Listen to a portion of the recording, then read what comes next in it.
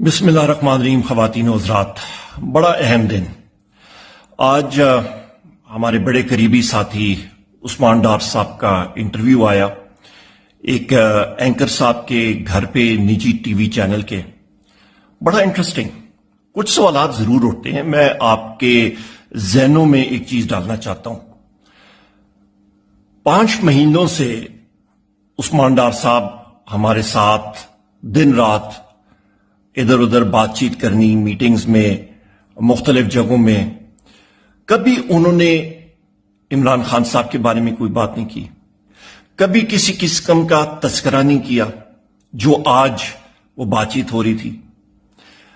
आज जो सिलसिला चल रहा था वहां पे उस्मान डार साहब, जिनको मैं जाती तौर पे एक बहुत निहायत ही मैं समझता हूं कि वो ईमानदार शख्स भी हैं, बहादुर शख्स भी हैं, डट के मुकाबला करने वाले शख्स हैं। आज उनकी जबान और उनके अल्फाज और उनकी बॉडी लैंग्वेज एक दूसरे के साथ बिल्कुल कोई कोऑर्डिनेशन नहीं थी। आप मुझे बताएं ख़वातीन व हज़रात कि किसी को एक इन्फोर्स्ड डिसअपियर्ड पर्सन 1 महीने के लिए रखा जाए, कैदे तन्हाई में रखा जाए, उसके साथ तरह तरह का तशद्दुद किया जाए और अचानक एक दिन उसको नमूदार करके एक मीडिया पर्सन के घर पे उनसे एक चाय के कप के ऊपर इंटरव्यू दिलाया जाए, तो ये क्या होगा? ये तो जिस तरह पंजाब पुलिस इनकाउंटर करती है, तो ये तो स्टेज्ड एनकाउंटर था, उसका साफ जाहिर नजर आ रहा था।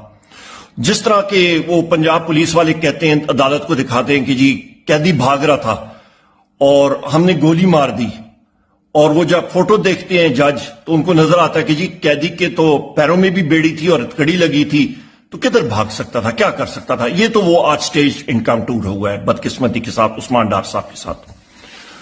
आप ये भी अंदाजा लगाएं, उमर डार साहब ने कल शाम को ही एक वीलॉग उन्होंने रिलीज किया।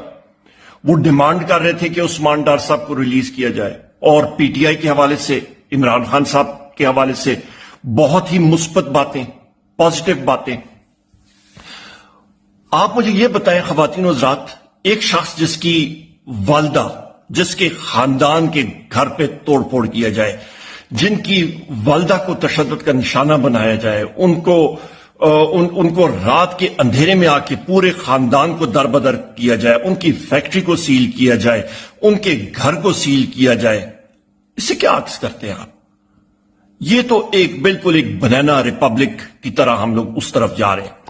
अच्छा, फिर आगे हम लोग जाते हैं, स्टेज इनकाउंटर की भी मैंने बात कर दी। उनके भाई आमिर डार को अरेस्ट किया गया। उसके बाद आप ये देखें कि ये एक पूरा भोंडा तरीका था कि इमरान खान साहब के खिलाफ एक पूरा नैरेटिव बनाया जाए, वो भी दम तोड़ गया। सारी की सारी चीजें पूरी दुनिया को, आजकल सोशल मीडिया का दौर है, ये पुराना वो दौर नहीं है जिस वक्त सिर्फ एक मसवात अखबार होती थी या कोई और पाकिस्तान टाइम्स अखबार होती थी और बस उस पर जो बात आ गई सो आ गई। नहीं, आजकल सोशल मीडिया का दौर है, उसी वक्त जो है वो रिएक्शन आ जाता है।